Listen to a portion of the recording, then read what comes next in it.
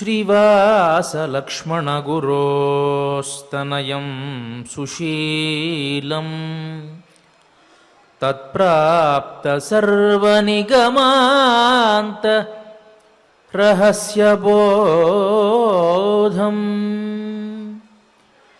श्रीबालधन्वि कुलवारिधिशितभानुम् श्रीशैललक्ष्मणगुरुं शिरसा नमामि। श्रीशैललक्ष्मणगुरुं शिरसा नमामि। नमस्तस्मै वराहाय लीलयोद्धरते मही खुरमध्यगतो यस्य मेरुः खणखणायते।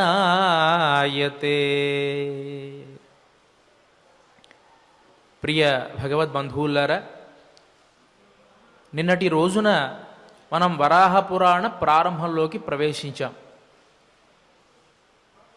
ప్రతి కల్పంలో కూడాను ప్రళయం రావడం, ఆ సందర్భంలో జలనిమగ్నమైనటువంటి భూదేవిని వరాహమూర్తిగా విష్ణు భగవానుడు అవతరించి ఉద్ధరించడం, ఇది సహజంగా జరుగుతూ ఉంటుంది. అదే క్రమంలో ఒకానొక కల్పంలో కూడా భూదేవిని వరాహస్వామి ఉద్ధరిస్తూ ఉంటే భూదేవి ఆయనకు నమస్కరించి, స్వామి, ఎన్నో కల్పాలుగా నన్ను ఉద్ధరిస్తూ ఉన్నావు, ఎన్నో అవతారాలు ధరించి ఈ భూలోకంలో ఉండేటువంటి రాక్షసులను దునమాడి సజ్జనులందరినీ కూడా రక్షిస్తూ ఉన్నావు. అసలు ఈ సృష్టి ఎలా జరుగుతుంది, ఈ ప్రళయం ఎలా సంభవిస్తుంది, ఈ విషయాన్నంతటినీ కూడా నాకు తెలియజేయవలసింది అని చెప్పి వివరంగా ప్రశ్న వేసింది భూదేవి. ఇది నిన్న మనం చెప్పుకున్నాం. వెంటనే వరాహస్వరూపంలో ఉన్నటువంటి విష్ణు భగవానుడు నవ్వాడు. తన ఉదరంలో ఉన్నటువంటి అన్ని లోకాలు కల్పించాయి. మనం నిన్న చెప్పుకుంటూ ఉన్నాం, ఆయన విశ్వరూపం చూపిస్తూ ఉంటే తమాషాగా ఉంటుంది. ఒక్కొక్క సందర్భంలో ఒక్కొక్క రకంగా మనం అర్థం చేసుకోవాలి. అర్జునుడు భారత యుద్ధ సందర్భంలో భయపడుతూ ఉంటే విశ్వరూపాన్ని సందర్శింపజేశాడు. ఎందువల్ల అంటే, ఈ లోకమంతా కూడా నీవు చెప్పినట్లేమీ జరగదయ్యా, ఎప్పుడో నిర్ణయం జరిగిపోయి ఉంటుంది. ఆ నిర్ణయానికి కట్టుబడి ప్రతి మనిషి కూడా నడుస్తూ ఉంటాడు. ప్రతివాడు కర్త కాదు, చేయించేటువంటి వాడిని నేనే అనే విషయాన్ని తెలియజేయడం కోసం అర్జునుడికి విశ్వరూపాన్ని చూపించాడు. భారతంలో ఇంకొక చోట కూడా విశ్వరూపాన్ని చూపించాడండి కృష్ణ పరమాత్మ. ఎప్పుడు అంటే, పాండవ దూతగా వెళ్ళినప్పుడు కౌరవులతో మాట్లాడుతూ ఎంత చెప్పినా వినకపోవడంతో తాను గుడ్డివాడైనటువంటి ధృతరాష్ట్రుడికి కూడా జ్ఞానచక్షువులు ఇచ్చి తన విశ్వరూపాన్ని చూపించాడు. ఎందుకు చూపించాడు అంటే, ఏమయ్యా, మీరంతా కౌరవులు పాండవులు చాలా తక్కువ అనుకుంటున్నారేమో, వారికి పెద్ద బలమైనటువంటి నేను ఉన్నాను, జాగ్రత్తగా ఉండండి అని చెప్పడం కోసం అక్కడ విశ్వరూపాన్ని చూపించాడు. ఇక భారతం చివరిలో యుద్ధం అంతా ముగిసిన తరువాత, కౌరవులంతా మరణించిన తరువాత ఉదంక మహర్షి అనేటువంటి ఒక మహర్షికి కోపం వచ్చింది. చాలా జన నష్టం జరిగింది. కృష్ణ పరమాత్మ దగ్గరికి వచ్చాడు. ఏమయ్యా కృష్ణ, నీవు పరాత్పరుడివి కదా, ఈ జనక్షయాన్ని వారించవచ్చు కదా, అలా వారించకుండా నీవు ఈ యుద్ధాన్ని జరిపించావు అంటే జనక్షయం నీకు ఇష్టం అన్నమాట. ఎంత పాపాన్ని మూటగట్టుకున్నావు, ఇదిగో నీకు శాపాన్ని ఇస్తాను అని చెప్పి తన కమండలం నుంచి జలాన్ని తీశాడు. వెంటనే కృష్ణుడు తన విశ్వరూపాన్ని చూపించాడు. ఆ విశ్వరూపంలో ఇలాంటి ఉదంక మహర్షులు ఎందరో ఉన్నారు. వారి చేతిలో కమండలాన్ని పట్టుకొని జలాన్ని పట్టుకున్నటువంటి వారు. అంటే నువ్వు ఒక్కడవే కదయ్యా, ఇలాంటి వారు చాలామంది ఉన్నారు. లోకం అనేటువంటిది ఒక వ్యాపారంగా జరుగుతూ ఉంటుంది. ప్రతిదానికి ఒక కారణం కార్యం ఇట్లా జరుగుతూ ఉంటుంది. నీవే కర్తవ్యం కదా, నీవే మంచి చేయించుకోవచ్చు కదా అంటే ఎట్లా కుదురుతుంది? ప్రతిదానికి ఒక లెక్క ఉంటుంది, ఆ ప్రకారం జగత్తంతా జరుగుతూ ఉండాలి అని చెప్పడం కోసం అక్కడ విశ్వరూపాన్ని చూపించాడు.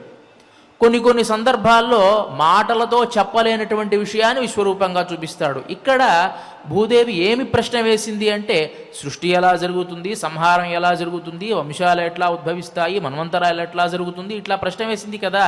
అది చెప్పడానికి చాలా కష్టతరమైనటువంటిది కాబట్టి ఒక్కసారి తన గర్భంలో ఉన్నటువంటి అన్ని లోకాలు కూడా ఆయన చూపించాడు. అవన్నీ చూచినటువంటి భూదేవికి కొంచెం కంపం కలిగింది, అంటే కొంచెం భయం వేసింది. ఎప్పుడైనా సరే మనకంటే అతీతమైనటువంటి ఒక వస్తువును చూస్తే సహజంగానే ఒక కంపం ప్రతి వాడికి పుడుతుంది. చాలా ఎత్తైనటువంటి వాడు మనకు కనిపించాడు అనుకోండి, ఒక్కసారి తొట్టుబాటు పడతాం మనం కూడా. అట్లానే భూదేవికే కంపం కలిగించేట్లుగా ఆయన ఉదరంలో ఉండేటువంటి అన్ని లోకాలు కూడా అలా ఉన్నాయన్నమాట. కాబట్టి కొంచెం తొట్టుపాటు పడి వెంటనే భూదేవి ఆ స్వామిని గురించి స్తుతి చేసింది అని నిన్నటి రోజున చెప్పుకున్నాం. ఆ స్తుతిలో కమలపత్రాక్ష అని ప్రారంభించి ఎంతో భక్తితో ఆ స్వామిని స్తుతించి కేశవాది 12 నామాలు పాదాది మూర్ధ పర్యంతం కూడా తాను న్యాసం చేసుకున్నది, అంటే తాను రక్షగా ఉంచుకున్నది అని మనం చెప్పుకున్నాం. ఇక్కడ మనం గమనించాల్సినటువంటి విషయం ఏమిటి అంటే, న్యాసం చేసుకున్నది అంటే ఉంచుకున్నది అంటే, సహజంగా ఆరాధన చెయ్యాలి అనుకోండి, ఏం చేస్తాం? అంగన్యాస కరన్యాసములు అని చేస్తాం. ఒక దేవతకు సంబంధించినటువంటి మంత్రాన్ని మనం అనుసంధానం చేసేటప్పుడైనా లేక ఆరాధనాది క్రియలు చేసేటప్పుడైనా మనం అంగన్యాస కరన్యాసములు అనేటువంటివి చేసుకుంటాం. ఎందువల్ల అంటే ఆ దేవత మనకు అభిముఖుడుగా అవడం కోసం, అంటే ఆ దేవత వెంటనే మనకు ప్రసన్నుడవుతాడు, దానికోసం ఈ న్యాసం చేస్తాం. ఎన్నో రకాల స్తోత్రాలు అలా ఉన్నాయి. 12 నామ పంజర స్తోత్రం అని పురస్తాత్ కేశవపాతు చక్రీజాంబోనద ప్రభ నీలజీ, ఇలా చాలా శ్లోకాలు కూడా ఇలా న్యాసం చేసుకునేటువంటి శ్లోకాలు. అంటే భగవంతుణ్ణి ఆరాధన చేసేటప్పుడు చేసుకునేటువంటి న్యాసం ఇక్కడ భూదేవి చేసిందనమాట. అంటే ఆ భగవంతుణ్ణి తాను ఆరాధిస్తున్నాను, పూజిస్తున్నాను అని చెప్పడం కోసం తాను ఈ న్యాసం చేసుకుంది. ఎప్పుడైతే భూదేవి ఈ కేశవాది 12 నామాలతో న్యాసం చేసుకుందో సంతుష్టుడైనటువంటి వరాహమూర్తి ఆమెతో ఇట్లా అనడం ప్రారంభించాడు. ఏమండి, ఎవరినైనా సరే మనం ప్రార్థిస్తే సంతోషపడడంలో గొప్పే ఉందండి అని మనకు అనిపిస్తుంది. కానీ మనం గమనించాల్సింది ఏమిటి అంటే, పరమాత్మ ఎప్పుడూ కూడా ఎవరైనా సరే కష్ట సమయంలో అయినా సరే సుఖంగా ఉన్నప్పుడైనా సరే తనను ఎవరైనా సరే తలుచుకుంటారా అని ఎదురు చూస్తూ ఉంటాడట. నారాయణేతి శబ్దోస్తి వాగస్తి వశవర్తిని తథాపి నరకే ఘోరే పతంతీహి కిమద్భుతం అని పెద్దలు అంటారు. నారాయణ అనేటువంటి నామం ప్రపంచమంతా వ్యాప్తి చెంది ఉంది, మన నోరు మన అదుపాజ్ఞలో ఉంది, అయినా కూడాను ఎంతోమంది నరకానికి వెళుతున్నారే. కాబట్టి అంటే ఎవరూ కూడా ఆ నామస్మరణ చేయడం లేదు కాబోలు అని అన్నట్లుగా ఇక్కడ పరమాత్మ ఎవరైనా సరే కష్ట సమయంలో తను తలుచుకుంటారా అని చూస్తూ ఉంటాడు. ఎవరైనా కష్ట సమయంలో ఒక్కసారి తలుచుకుంటే తాను ఆనందానికి లోనవుతాడు, కానీ ఎవరూ తలుచుకోరు కదా. ఇక్కడ భూదేవి ఎప్పుడైతే కంపానికి లోనైందో తాను వెంటనే ఏం చేసిందండి? సహజంగా ఎవరైనా కష్టాల్లో ఉంటే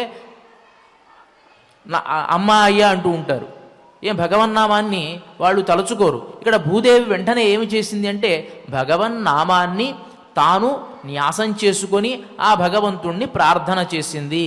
తద్వారా ఆయనకు ఒక రకమైనటువంటి సంతోషం కలిగింది. ఆహా, ఈ భూదేవి నన్ను ఎల్లప్పుడూ కూడా స్మరించుకునేటువంటి స్థితిలో ఉన్నది అనేటువంటి సంతోషం కలిగింది. అంటే భగవంతుడికి ఎప్పుడైనా సరే తనను కష్ట సమయంలో తలుచుకునేవారంటే చాలా ఇష్టం. కష్టమైన సుఖమైన ఆయన్ని తలుచుకుంటూ ఉండాలి. దీనికి చిన్న ఉదాహరణగా ఒక కథ చెప్తూ ఉంటారు పెద్దలు. అది ఎక్కడా పురాణాల్లో లేదు కానీ చాలా వినడానికి చాలా అద్భుతంగా ఉంటుంది. నారద మహర్షి తనకంటే గొప్ప భక్తుడు లేడని భావిస్తూ ఉండేవాట. ఒకానొక సందర్భంలో వైకుంఠానికి వెళ్ళాడు. వెళ్ళి అక్కడ ఆ భగవన్ నామాన్ని తాను ఉచ్చరిస్తూ ఉంటే ఆ వైకుంఠంలో ఉండేటువంటి ఆ నారాయణుడు నారదుణ్ణి పట్టించుకోకుండా ఏదో వేరే ధ్యాసలో ఉన్నాడు. కాసేపటికి తేరుకొని, ఆ నారద ఎప్పుడు వచ్చావు అని అడిగట. నారద మహర్షికి బాధ కలిగింది. అదేమిటి, నేను ఇంత సేపై వచ్చి ఉంటే కనీసం నన్ను గుర్తించలేదే ఈయన అని అనుకుంటూ, ఏమయ్యా స్వామి, అంత ఏమరుపాటుతో ఉన్నావే, ఎవరైనా భూలోకంలో గొప్ప భక్తుడు ఎవరైనా నీకోసం తపస్సు చేస్తూ ఉన్నాడా అన్నట్ట. అవునయ్యా, నా భక్తుడు అక్కడ కష్టపడుతూ ఉన్నాడు, కాబట్టి ఆ భక్తుడి గురించి ఆలోచిస్తూ ఉన్నాను అన్నాడు ఆయన. ఒక్కసారి నాకు ఆ భక్తుడిని చూపించు అని అడిగిన కూడా. సరే చూడు అన్నాడు.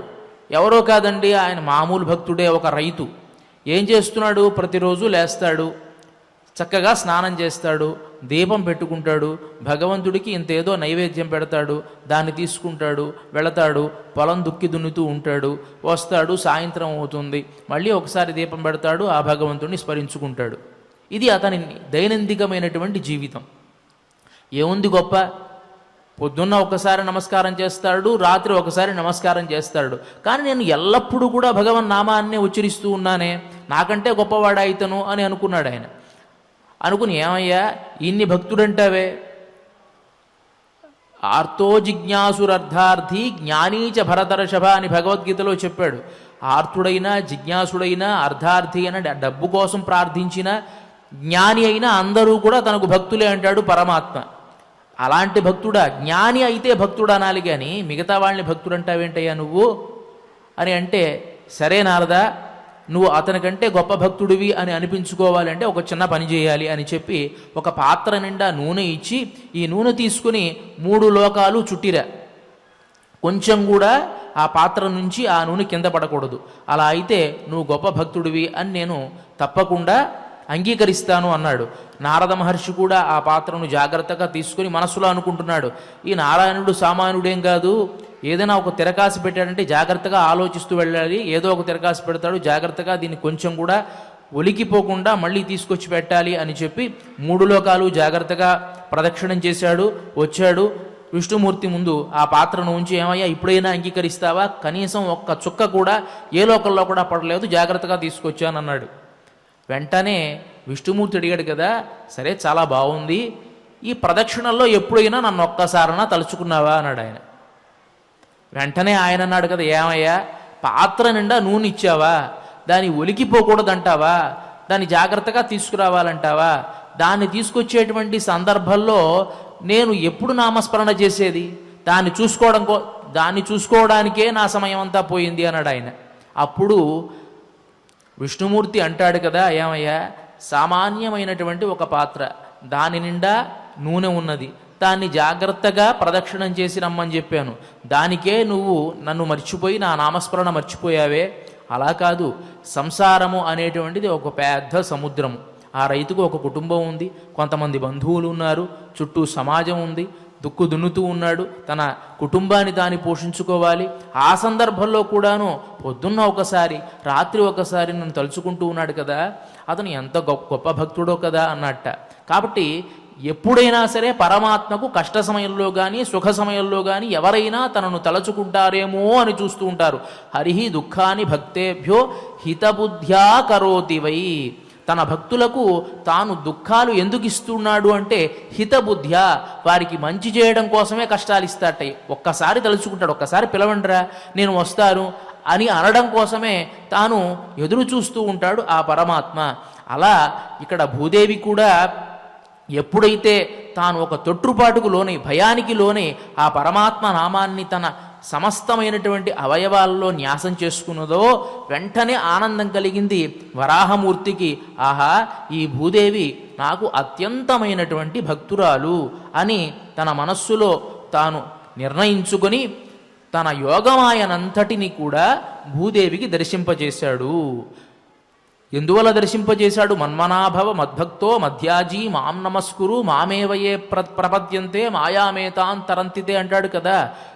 ఎవరైతే నన్ను ఆరాధిస్తారో వారిని ఈ మాయను దాటించేట్టుగా చేస్తాను, దాటుతారు వాళ్ళంతా అని అన్నాడు కదా. కాబట్టి తన యోగమాయనంతటినీ కూడా భూదేవికి దర్శింపజేసి, ఓ భూదేవి, నువ్వు చాలా గొప్ప ప్రశ్న వేశావు.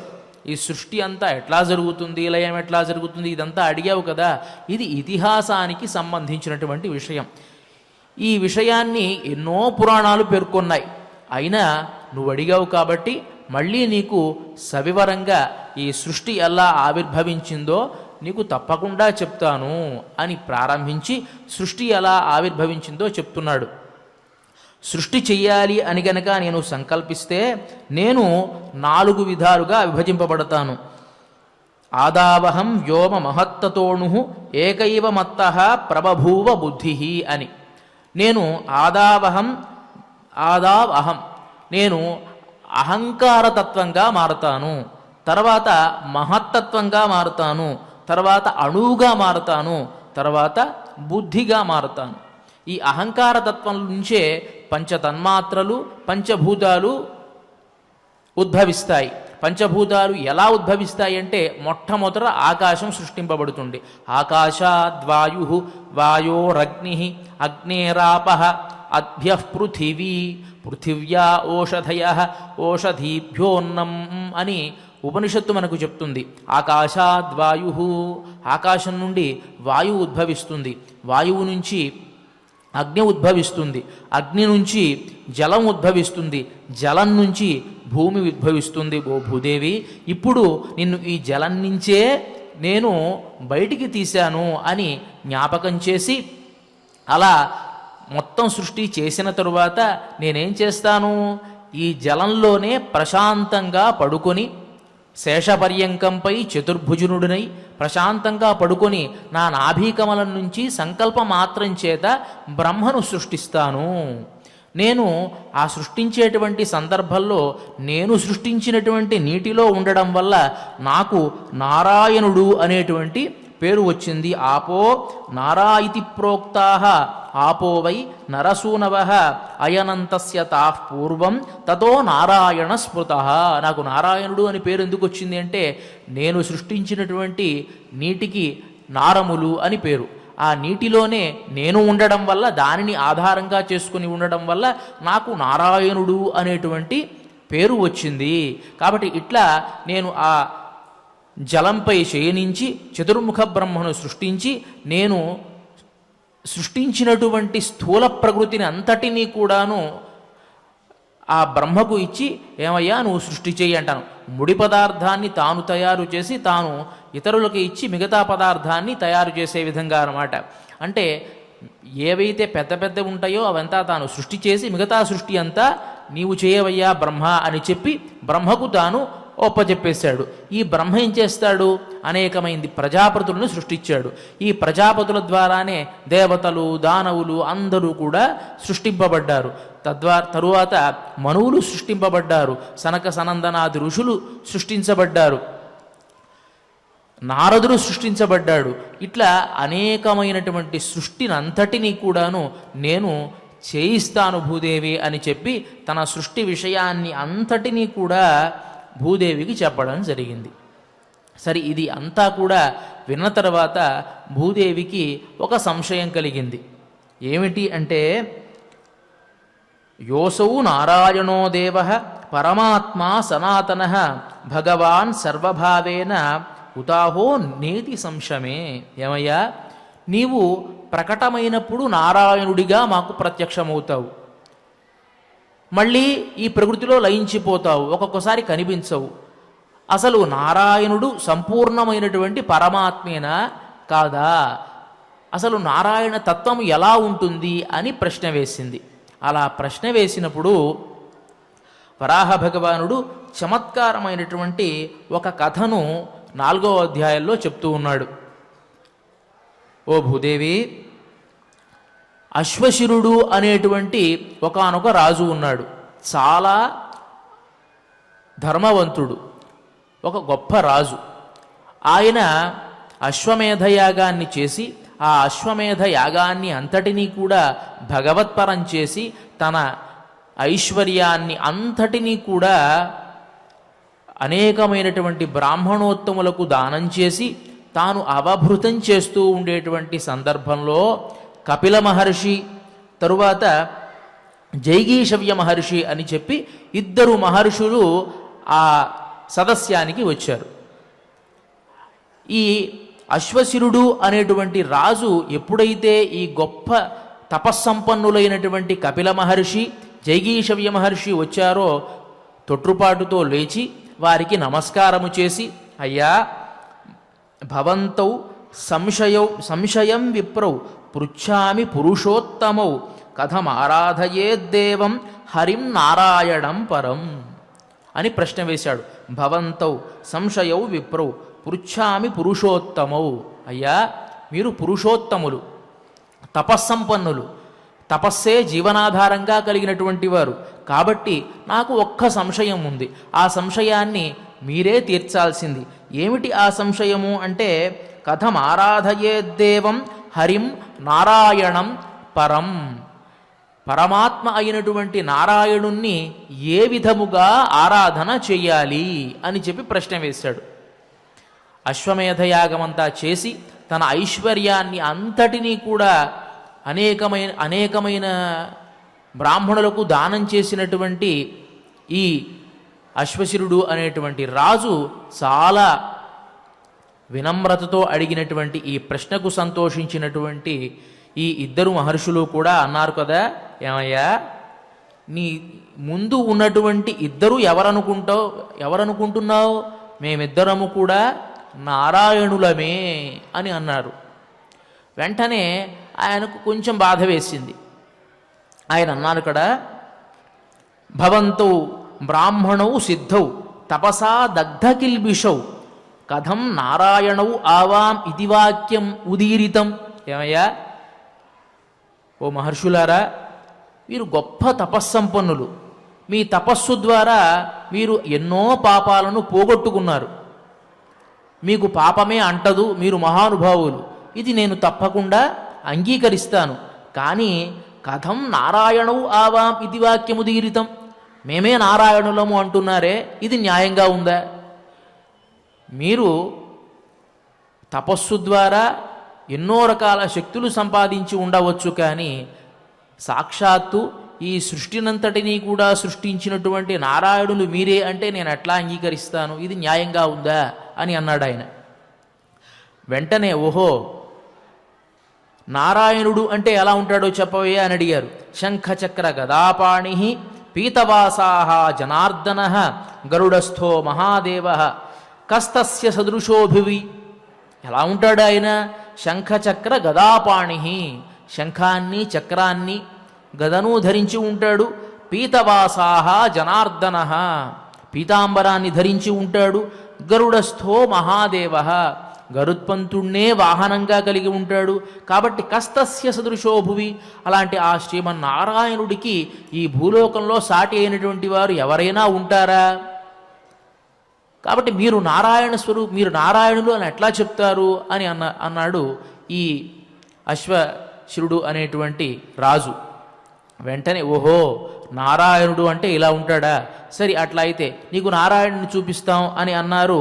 వెంటనే కపిల మహర్షి ఏమో నారాయణుడిగా మారిపోయాడు, జైగీషవ్యముని గరుత్పంతుడిగా మారిపోయాడు. ఆ గరుత్పంతుడి మీద ఈ కపిల మహర్షి అయినటువంటి నారాయణుడు అధిరోహించి అత్యద్భుతమైనటువంటి ఒక దృశ్యాన్ని ఈ అశ్వశిరుడు అనేటువంటి రాజుకి గోచరం చేశారు. వెంటనే ఆ సదస్యంలో ఉన్నటువంటి బ్రాహ్మణోత్తములు ఎవరైతే ఉన్నారో ఆ సభలో ఉన్నటువంటి వారంతా హాహాకారాలు చేసి ఆహా నారాయణుడు ప్రత్యక్షమయ్యాడు అని నమస్కారం చేసి అందరూ కూడా హాహాకారాలు చేస్తూ ఉన్నారు. చేస్తూ ఉంటే ఈయన మాత్రం దాన్ని అంగీకరించాడల్లా. ఏమిటిది? నారాయణుడు ఎలా ఉంటాడు? నారాయణుడు ఇలా ఉంటాడా? ఇలా ఉండడు కదా, నేను దీన్ని అంగీకరించను అని అలాగే ఉన్నాడు ఆయన. మళ్ళీ వెంటనే ఆయన ఇంకో ఉదాహరణ చెప్పాడు. యస్య బ్రహ్మ సముత్పన్నో నాభిపంకజ మధ్యగ తస్మాచ్చ బ్రహ్మణో రూఢ స విష్ణు పరమేశ్వర. ఏమయ్యా మీరు ఈ రూపాన్ని ధరించారు కదా మీ మహర్షులు ఇరువురును కూడా, కానీ నా నారాయణుడు ఎలాంటి వాడో తెలుసా? ఈ సమస్తమైనటువంటి లోకాన్ని అంతటినీ కూడా సృష్టించినటువంటి వాడు. ఆయన నాభీకమలలో బ్రహ్మ ఉద్భవించాడు అని పేర్కొని ఆయనే శ్రీమన్నారాయణుడు అని అనగానే ఓహో నువ్వు శ్రీమన్నారాయణుడు అంటే ఇలా ఉంటాడు అని అనుకుంటున్నావా, సరే అలాగే చేద్దాం అని అన్నారు. వెంటనే కపిల మహర్షి నారాయణుడిగా, ఆ కపిల మహర్షి నాభీకమలం నుంచి ఒక కమలం వికసించి దానిలో జైగీషవ్యముని చతుర్ముఖ బ్రహ్మగా గోచరించారు. వెంటనే ఆ తపశ్శక్తితో క్రోధాన్ని వెదజల్లుతూ రుద్రుడు కూడా ఉద్భవించాడు. ఇది చూసినటువంటి వారంతా ఆశ్చర్యానికి లోనవుతున్నారు. అదేమిటి, ఈయన ఏదో ఒక విషయం చెప్తారు, వీరేమో ఆ రూపాన్ని ధరించి ప్రత్యక్షమవుతూ ఉన్నారే, ఏంటి చాలా ఆశ్చర్యంగా ఉంది అని చెప్పి ఒక్కొక్కరితో చూసుకుంటూ చాలా ఆశ్చర్యంగా మాట్లాడుకుంటూ ఉంటే, ఈయన మాత్రం దృఢమైనటువంటి సంకల్పంతో నేను దీన్ని అంగీకరించను, నారాయణుడంటే నారాయణుడే, మీరు నారాయణులు ఎలా అవుతారు, కాబట్టి నేను దీన్ని అంగీకరించను అని చెప్పి సర్వవ్యాపీ హరిశ్రీమాన్ ఇది రాజా జగాదః మత్కుణామశకాయూకాః భ్రమరాః పక్షిణోరగాః అశ్వాగావో ద్విపాః సింహాః వ్యాఘ్రా గోమాయవో మృగాః. వెంటనే ఎప్పుడైతే నేను దీన్ని అంగీకరించను, సర్వవ్యాపీ హరిశ్రీమాన్, శ్రీమన్నారాయణుడు సర్వవ్యాపి అయినటువంటి వాడు, ఇది రాజా జగాదః, ఇది పెద్దగా తాన్ని బిగ్గరగా చెబుతూ ఉండేటువంటి సందర్భంలోనే ఆయన అంటూ ఉన్నాడు. ఈ లోపలే ఏం జరిగిందో తెలుసా అండి, వెంటనే మత్కుణాహ మశకాహ యూకాహ, ఒక్కసారిగా తన రాజ్యంలోకి తన రాజమందిరంలోకి ఎన్నో ఈగలు, ఎన్నో దోమలు, ఎన్నో తుమ్మెదలు, పక్షులు, తర్వాత సర్పాలు, అశ్వాలు, తర్వాత ఆవులు, తర్వాత ఏనుగులు, సింహాలు, పులులు, ఇట్లా ఎన్నో, తర్వాత నక్కలు, ఇట్లా ఒకటి కాదు తోడేళ్ళు, ఇట్లా ఎన్నో రకాల జంతువులు, కోటానుకోట్ల జంతువులు ఆ రాజ్యంపై పడి ఆ మందిరంలోకి ప్రవేశించాయి. ఇట్లా ప్రవేశించేటప్పటికి ఏమీ అర్థం కాల. ఏమిటి ఈ ఆశ్చర్యం, ఈ తపస్సంపన్నులైనటువంటి మహర్షులు రావడం ఏమిటి, వీరంతా కూడాను ఈ రూపాన్ని ధరించి, నారాయణ రూపాన్ని ధరించి నాకు ప్రత్యక్షం అవడం ఏమిటి, నేను సర్వవ్యాపి నారాయణుడు అని చెబుతూ ఉండేటువంటి సందర్భంలో నా రాజ్యంపై ఇన్ని రకాల జంతువులు దాడి చేయడం ఏమిటి, చాలా ఆశ్చర్యంగా ఉంది అని భయపడుతూ కృతాంజలి పుటో భూత్వా సరాజాశ్వశరస్తథా పప్రచ్ఛ తావృషీ భక్త్యా కిమిదం ద్విజసత్తమౌ. ఏమయ్యా తపస్సంపన్నులైనటువంటి ఓ మునులారా, ఏమిటి ఇది ఆశ్చర్యము, ఎంత ఆశ్చర్యము, మీరు ఈ మాయని ఎందువల్ల కల్పిస్తూ ఉన్నారు. కృతాంజలి పుటో భూత్వా, నమస్కారం చేశాడు. సరాజాశ్వశరస్తథ పప్రచ్ఛ తావృషీ భక్త్యా కిమిదం ద్విజసత్తమౌ. ఏమిటి ఈ ఆశ్చర్యం, ఏమిటి నా రాజ్యంపైకి ఒక్కసారిగా ఇవన్నీ దండెత్తడానికి కారణం ఏమిటి అని అనుకుంటూ ఉండేటువంటి సందర్భంలో ఈ విధంగా ప్రశ్న వేస్తే వెంటనే ఆ కపిల మహర్షి, జైగీషవ్య మహర్షి ఒక గొప్ప రహస్యాన్ని అశ్వశరుడు అనేటువంటి రాజుకు తెలియజేశారు. ఓ రాజా, సమస్తమైన ఈ చరాచర జగత్తంతా కూడాను నారాయణుడితో వ్యాపింపబడి ఉన్నది. కాబట్టి ఈ జగత్తంతా కూడా నారాయణ స్వరూపమే. ఈ జగత్తులో ఉండేటువంటి జీవజాలం అంతా కూడా నారాయణ స్వరూపమే. నీవు నిరూపంగా భగవంతుణ్ణి ఆరాధన చెయ్యాలి అంటే అది కుదరనటువంటి పని. నువ్వు ఏదో ఒక రూపంలో ఉండేటువంటి నారాయణుణ్ణి తప్పకుండా అర్చించి తీరాలి. కానీ నీవేం చేస్తున్నావు, నీ ఎదురుగా ఉన్నటువంటి ఈ జగత్తునంతటినీ కూడా విడిగా చూస్తూ నారాయణుడు వేరుగా ఉంటాడు, ఈ సమస్తమైన జగత్తు వేరుగా ఉన్నది అని నీవు భావిస్తున్నావే తప్ప వాస్తవానికి ఈ జగత్తంతా నారాయణ స్వరూపమే. వైష్ణవులు కాని వారెవ్వరూ లేరు, విష్ణు ప్రభావము ఈ విశ్వమంతయుకాన అని చెప్పినప్పుడు ఈ ప్రపంచమంతా నారాయణ స్వరూపమైతే ఇది నారాయణుడు కాదు అని నువ్వు ఎట్లా భావిస్తావయ్యా. నీ ఎదురుగా ఉండేటువంటి ఈ జగత్తంతా నారాయణుడే, ఇక్కడ ఉండేటువంటి సమస్త జీవజాతులు అన్నీ కూడా నారాయణుడే, ఈ పర్వతాలు, ఈ వృక్షాలు అన్నీ కూడా నారాయణుడే. కాబట్టి అన్నింటిలో కూడాను నీవు నారాయణుని చూసేటువంటి శక్తి కలిగి ఉండాలి. అది తపస్సు అంటే.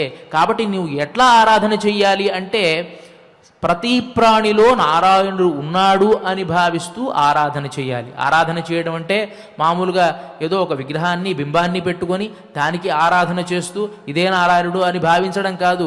ఎందువల్ల దాన్ని ఏర్పాటు చేశారు ఒక బింబాన్ని అంటే ఆ బింబంలో ఒక ప్రత్యేకమైనటువంటి భావనను మనం భావిస్తూ తద్వారా ఆ బింబం నుంచి బయటికి వచ్చి బయట ప్రపంచమంతా కూడాను నారాయణ స్వరూపంగా భావించి మనం ఆరాధిస్తాం. దానికి ఆధారభూతమైనదే ఆ బింబం కూడా. కాబట్టి అలా నీవు ఆరాధించాలి అని చెప్పి ఆ నారాయణ తత్వాన్ని అద్భుతంగా వివరించారు ఆ ఋషి పుంగవులు. కాబట్టి ఈ 4వ అధ్యాయంలో ఈ అద్భుతమైనటువంటి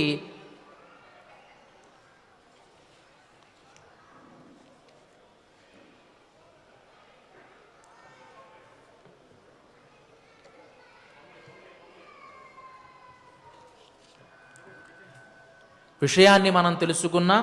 ఇవాల్టి రోజున మనం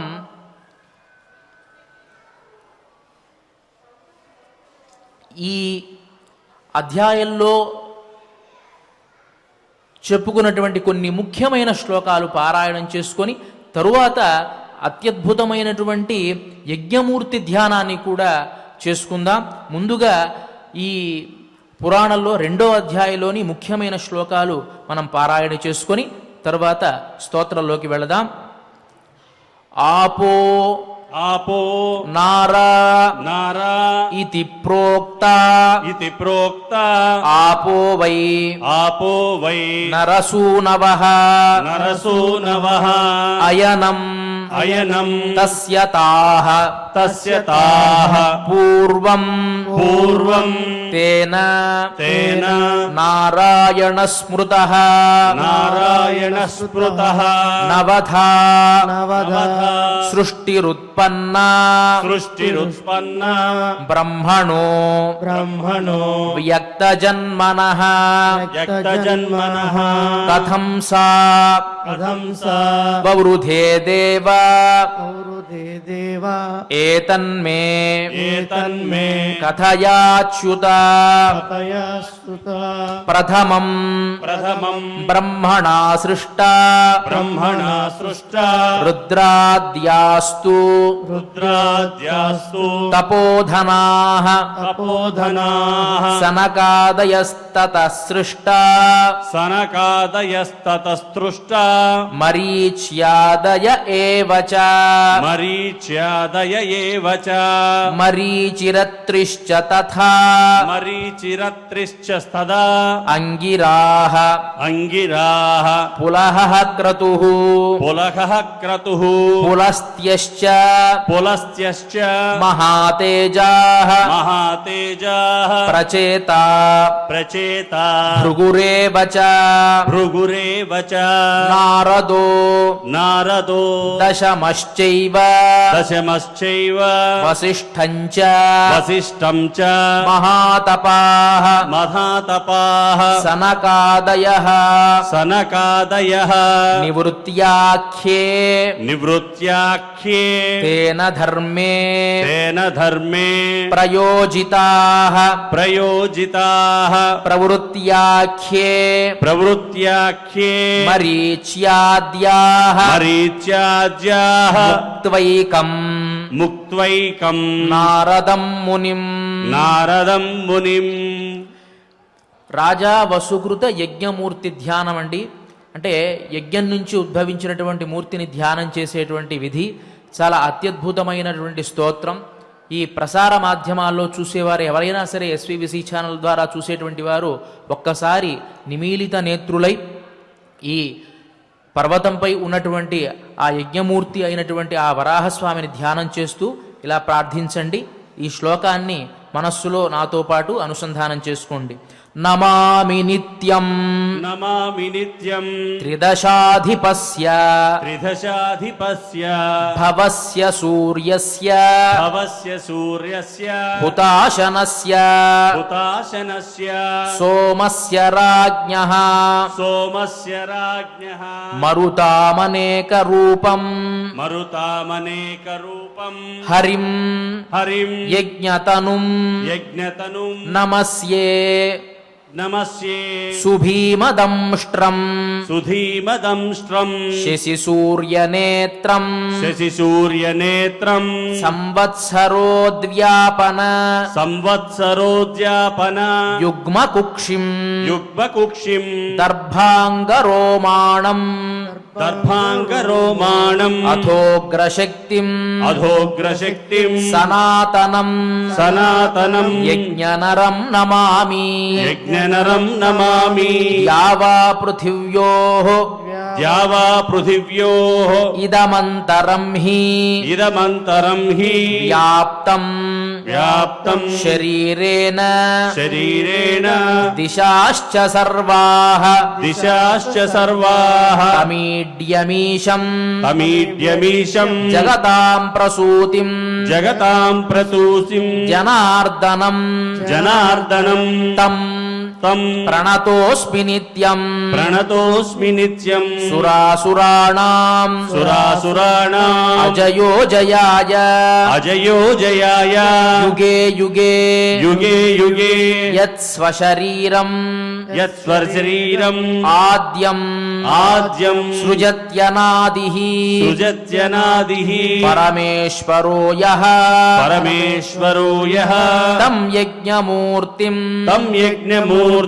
ప్రణతోస్మి నిత్యం ప్రణతోస్మి నిత్యం దధారమాయామయం దధారమాయామయం ఉగ్రతేజాః ఉగ్రతేజాః జయాయ చక్రం జయాయ చక్రం త్వమలం సుశుభ్రం త్వమలం సుశుభ్రం సారంగశంఖాది సారంగశంఖాది చతుర్భుజో యః చతుర్భుజో యః తం యజ్ఞమూర్తిం తం యజ్ఞమూర్తిం ప్రణతోస్మి నిత్యం ప్రణతోస్మి నిత్యం క్వచిత్ సహస్రం క్వచిత్ సహస్రం శిరసాం దధానః శిరసాం దధానః క్వచిన్మహాపర్వత క్వచిన్మహాపర్వత తుల్యకాయః తుల్యకాయః క్వచిత్ స ఏవ క్వచిత్ స ఏవ రసరేణుతుల్యః రసరేణుతుల్యః యస్తం సదా యస్తం సదా యజ్ఞనరం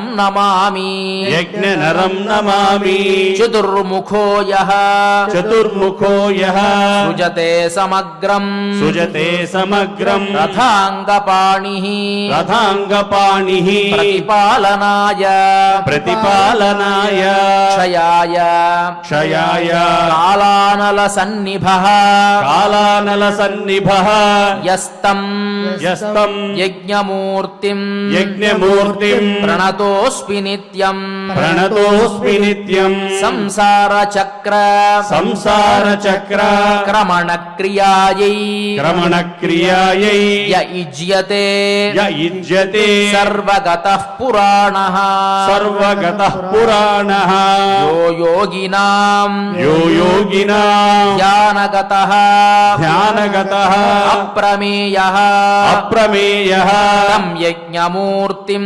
యజ్ఞమూర్తిం ప్రణతోస్మి నిత్యం ప్రణతోస్మి నిత్యం సమ్యక్ మనసి సమ్యక్ మనసి అర్పితవానహంతే అర్పితవానహంతే యదా సుదృశ్యం యదా సుదృశ్యం స్వతనౌతు తత్వం స్వతనౌతు తత్వం నచాన్యదస్తీతి నచాన్యదస్తీతి మతిస్థిరా మే మతిస్థిరా మే యతస్తతో యాతి యతస్తతో యాతి విశుద్ధ భావం విశుద్ధ భావం ఇతీరితస్తస్య ఇతీరితస్తస్య హుతాశనార్చిః హుతాశనార్చిః ప్రఖ్యంతు తేజాః ప్రఖ్యంతు తేజాః పురతో బభూవ పురతో బభూవ తస్మిన్ స రాజా తస్మిన్ స రాజా ప్రవివేశ బుద్ధిం ప్రవివేశ బుద్ధిం కృత్వా లయం कृत्वालयम् प्राप्तवान् यज्ञमूर्तिम्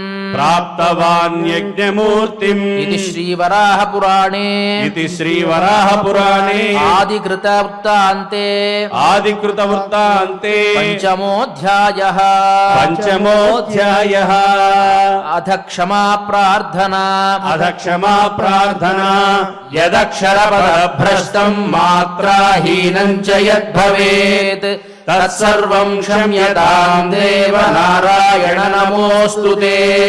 अथ भगवत्समर्पणम् कायेन वाचा मनसेन्द्रियैर्वा बुद्ध्यात्मना वा प्रकृते स्वभावात् करोमि यद्यत् सकलम् परस्मै नारायणायेति समर्पयामि।